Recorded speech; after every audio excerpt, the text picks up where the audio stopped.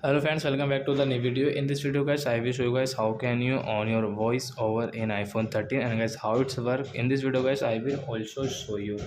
So before starting video friends, I want to tell you if you're new in my channel and you are watching video first time, so first of all go and subscribe my channel, click the bell icon and like my videos. And guys, sorry for guys this construction sound guys, ignore it. So first of all guys, come in your phone setting and guys click on this accessibility and guys first again voice over you can on this right side guys.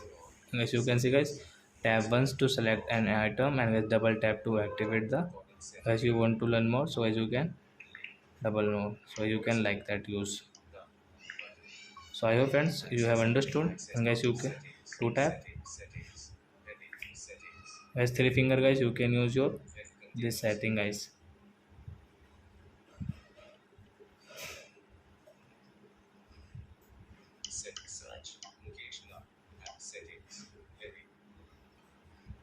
Then guys you can off your the setting like that guys, press it.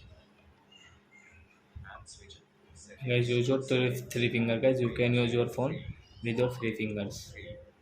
So I hope friends you have understood how to on voice over in iPhone 13 guys.